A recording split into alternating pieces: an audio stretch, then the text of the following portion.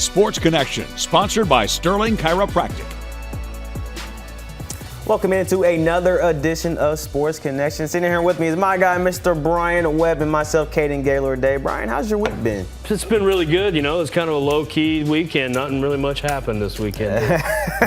Yeah. So, you know, the dead period is over. High school football, high school fall sports are able to participate. So we got some football on the show for you later tonight. But first, we're going to start with the WKU volleyball team. This upcoming season is about to begin. They're about to have that kickoff here in about 2.5 months, and they have some big-time matchups on the board this season. And they start the season off in Lexington in the Kentucky Invitational, where one of the games that they will be playing is against the Kentucky Wildcats. You know, Coach Craig Skinner always does well with his teams.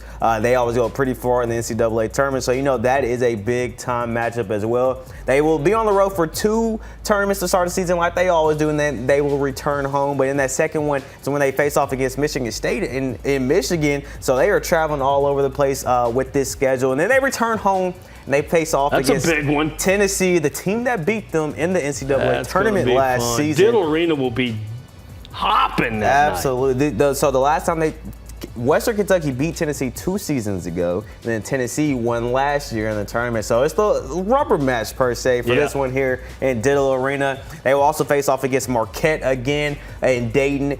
They were in that tournament last year. They are coming down to Western this year. And then, of course, Illinois they'll also be facing in a local tournament as well. So a tough non-conference schedule for the Hilltoppers this year. Kind of different than years past, really, because a lot of teams kind of avoided WKU on their schedule. I don't blame them. I don't blame them either. When you had Lauren Matthews and Paige Briggs on the other side of that, I wouldn't want to play them either. But this is a new era here for WKU volleyball. They kind of, you know, Paige Briggs is not here anymore. She's kind of that last player there of that 2018 to 2023 era. Magical run. Absolutely. There. 2019, my favorite year. Brian, did you know the last time that the Hilltoppers have lost a conference regular season game was back in 2018, my freshman year of college, and I was at this game because I filled in for the volleyball writer at the College Heights Herald. So my first you ever started this streak. I started this streak. So it's lived throughout this entire time. I believe they won 74 straight conference games. Man, that's just unheard of.